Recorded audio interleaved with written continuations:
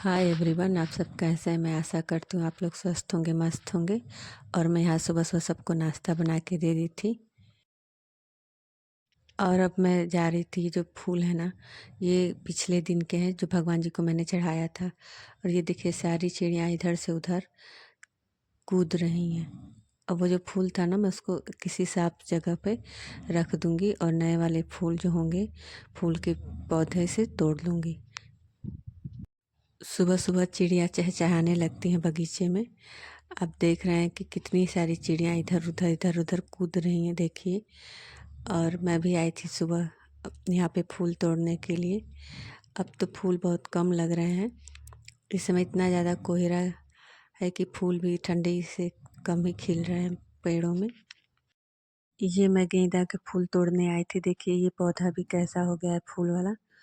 और बाहर का मौसम देखिए, एकदम कोहरा घेरा है। यहाँ पहले कितना साफ आसमान दिखाई देता था, पर अब कोहरे से घिरा हुआ है। मैं आ गई पूजा करने के लिए। और ये मैंने 2 दिए जलाए हैं, एक ऊपर गोपाल जी के लिए और विष्णु भगवान के लिए, और नीचे सभी देवियों के लिए। कर ली मैं पूजा, कर लीजिए आप लोग भी दर्शन भगवान जी का सुबह सुबह। और नाश्ते में मैंने पोहा और दलिया बनाया था, दही भी था साथ में। इस तसली में दही है और इस कढ़ाई में मैंने ना सब्जी बना के रखा हुआ है लंच के लिए। एक तरफ इंडक्शन पे दूध उबल रहा है और सुबह सुबह का मौसम है, तो मैं सब्जी बना के रख लूँगी।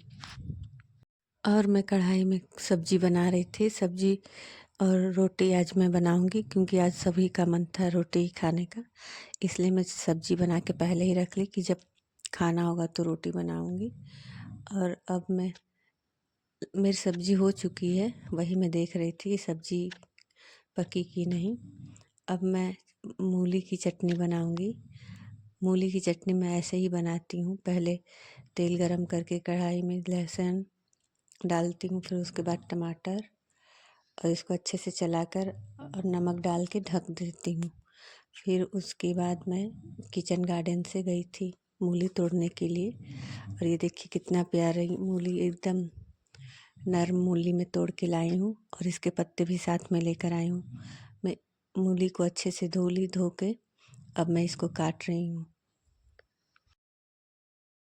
मूली को छोटे छोटे टुकड़ों में मैं काटूंगी, ज़्यादा बड़ा नहीं काटूंगी, क्योंकि मेरे पास चॉपर है नहीं। मुझे मिक्सी में ही इसको पीसना है। मैं मूली को बारीकी से काट रही हूँ, एकदम धीरे धीरे पतला पतला। और मैं साथ में इसके पत्ते भी धोई हूँ, उसको भी काटूंगी।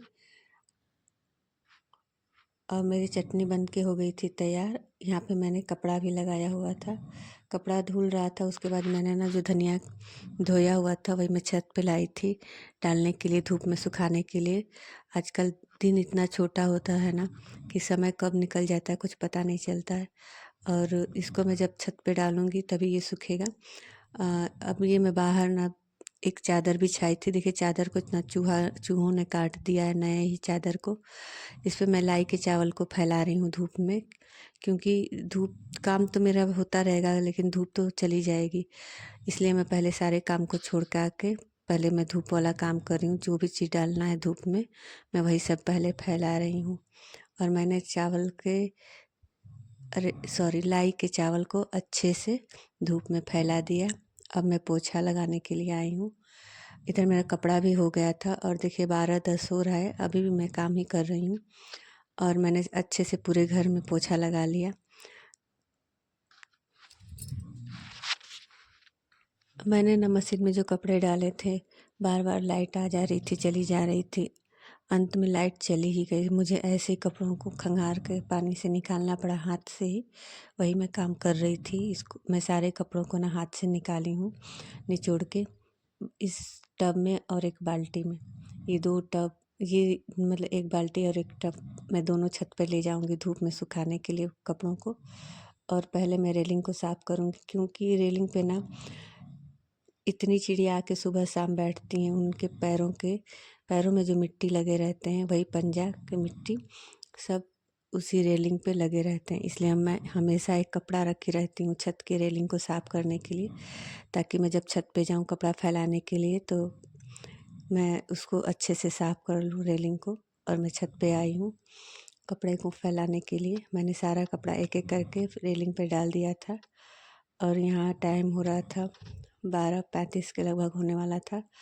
और अब मैं छत से आके सबको खाने के लिए रोटी बना रही थी। रोटी बना के सबको मैं खिला दूँगी क्योंकि अब समय ज़्यादा हो गया था।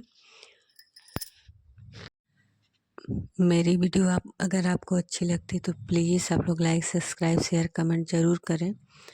और ये शाम का टाइम, मैं शाम को जो सुबह के टाइम जो मैंने लाई धूप में डाला हुआ था सूखने के लिए, वही मैं शाम को एक बोरिये में उठा रही हूँ क्योंकि अब इसको मैं ना एक डिब्बे में रख दूँगी घर में ले जाके। अभी मैं इसी बोरिये पे डाली हुई थी तो इसी पे उठा रही हूँ।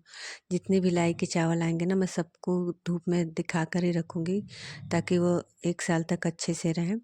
ये तो थोड़ा-सा चावल था, अभी और भी चावल आएगा। और इधर पापा क्यारी में धनिया के बीज को छिड़क रहे हैं क्योंकि धनिया का बीज ऐसे ही छिड़का जाता है तब इसमें से नई-नई धनिया के छोटे-छोटे पौधे निकलेंगे क्योंकि पुराने वाली धनिया तो अब धीरे-धीरे कम हो गई है, इसलिए ये नया वाला क्यारी पापा बनाए हैं।